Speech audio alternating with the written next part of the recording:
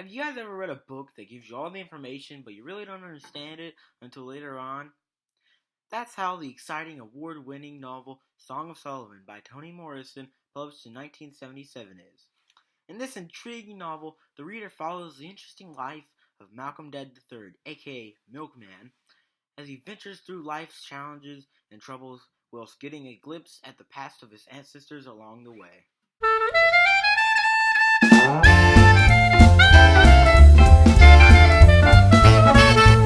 Throughout the book, the author uses lots of imagery to capture and trap the reader in the story filled with lots of descriptive details. For example, in this reading, the author is describing a creek that the milkman must pass in order to find what he is looking for. He sat down, took off his pants, holding his shoes in his hand, he waded on.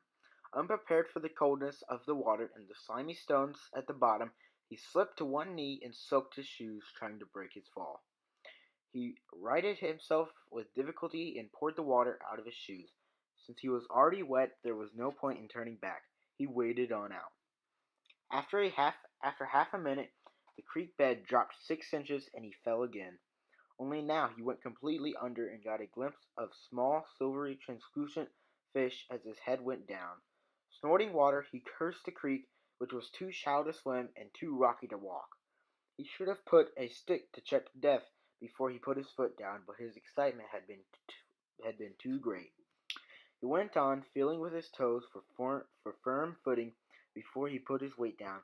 It was slow moving. The water was about 2 or 3 feet deep and some 12 yards wide. Instead of just telling you he walked across the creek and fell twice, she goes in more depth and describes Milkman's feelings and his surroundings. Another thing the author does to add to her unique style is she blends in a lot of racial input because she grew up in a time of discrimination, and because of that, she strongly believes in race equality. In this reading, a black boy named Guitar realizes that since he is in the North, he can stand up against white people. Listen, go around to the back of the hospital to the guard's office. It will say emergency admissions on the door. ADMISIONS. But the guard will be there. Tell him to get over here on the double. Move now. Move. She unlaced her fingers and made scooping motions with her hands, the palms pushing against the wintry air. A man in a brown suit came toward her, puffing little white clouds of breath. Fire truck's on its way. Get back inside, you'll freeze to death. The nurse nodded.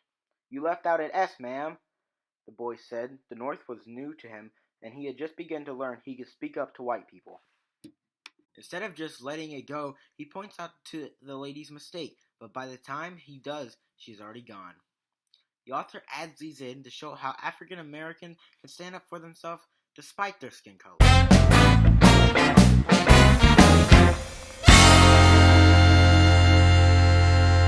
I recommend this amazing storytelling Song of Solomon to any high school student or older due to mild sexual content, racial content, and language. In conclusion, if you're looking for a book that grabs and hooks you into the story, then go to your local library or Amazon.com and pick up Song of Solomon by Toni Morrison today. I'd like to thank my family and friends for... No, I'm just joking.